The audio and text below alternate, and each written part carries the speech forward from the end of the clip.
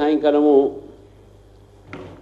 ఉప్పల్లో రేవంత్ రెడ్డి గారు మళ్ళీ అబద్ధాల చిట్టాలు బయటికి నిలదీశారు. ఈ మధ్య మాట్లాడితే అబద్ధాలే. రేవంత్ రెడ్డి గారు మర్చిపోతున్నారు, వారు ముఖ్యమంత్రి, ఒక రాజ్యాంగబద్ధమైనటువంటి వారు పదవిలో ఉన్నారు.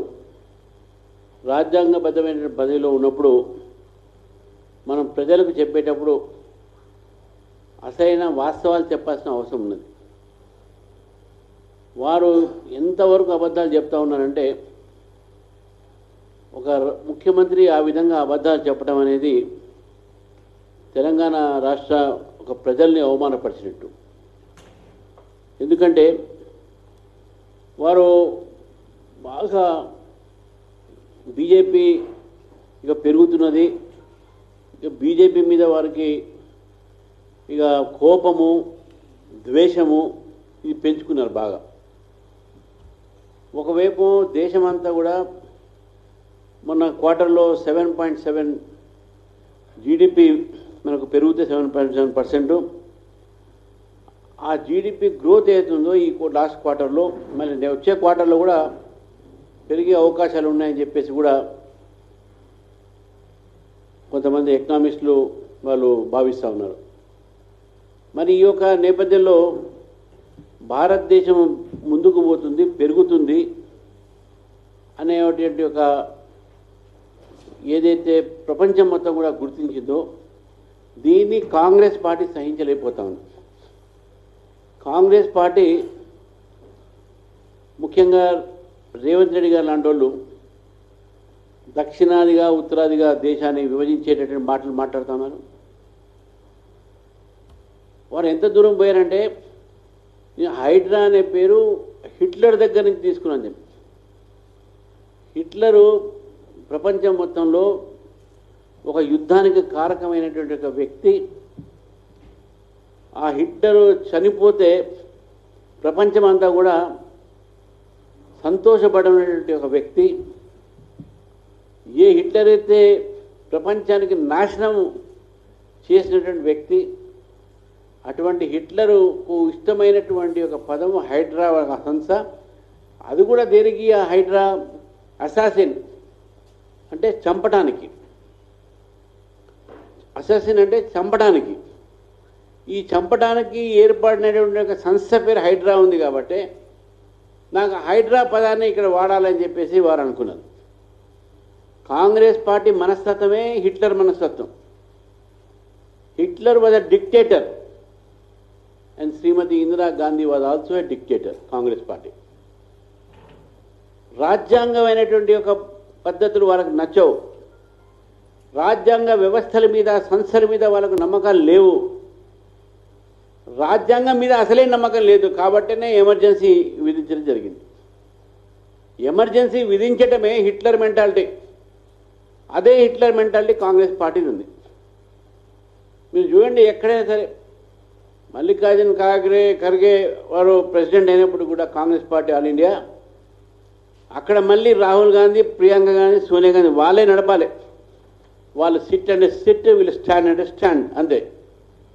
సో ఆ హిట్లర్ మెంటాలిటీలో వచ్చినటువంటి ఆ కుటుంబము వాళ్ళ గులాంగిరి చేస్తున్నటువంటి ఒక రేవంత్ రెడ్డి గారు,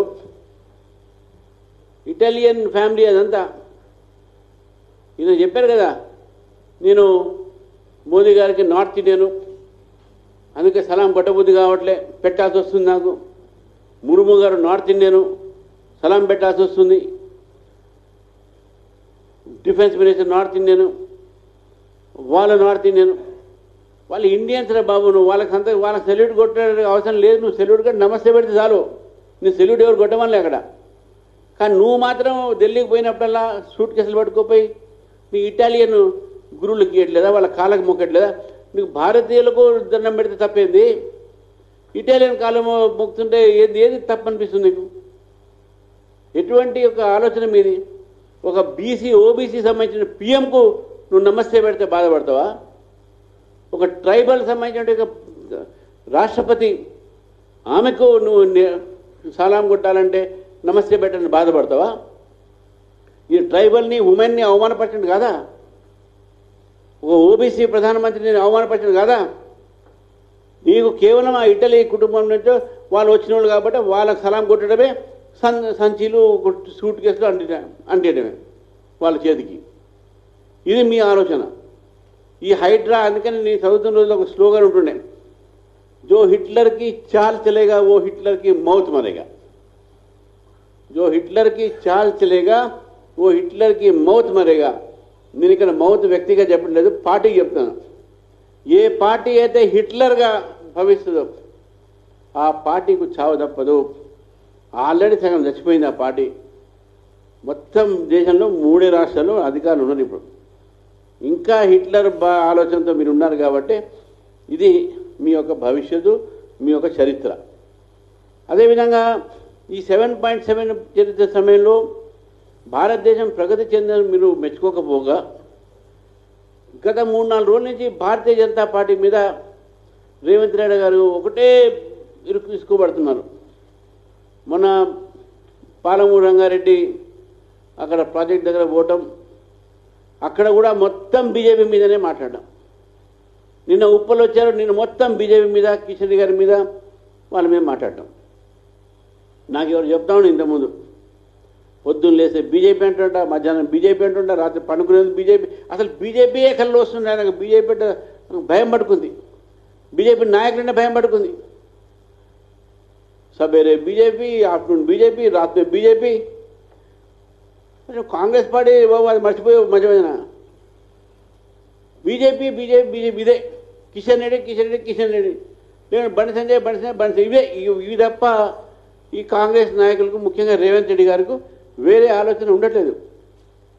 they are obsessed with these words. తర్వాత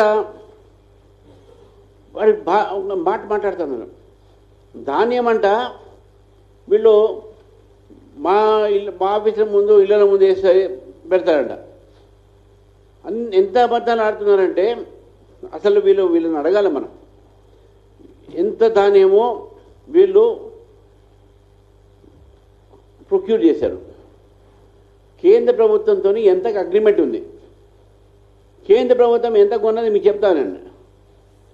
దేశవ్యాప్తంగా, భారతదేశ వ్యాప్తంగా రైతులు వరి ధాన్యాన్ని సేకరణ జరగాలనేటువంటి ఒక ఏదైతే ఫిగర్స్ ఉన్నాయో ఇది సేకరించడానికి మొత్తం 104.1 లక్ష మెట్రిక్ టన్, అంటే 1,40,000 ఈ యొక్క ఎల్ఎంటీ ఉంటే మొత్తం దేశవ్యాప్తంగా తెలంగాణ నుంచి ప్రొక్యూర్ అయినటువంటి ఒక ధాన్యం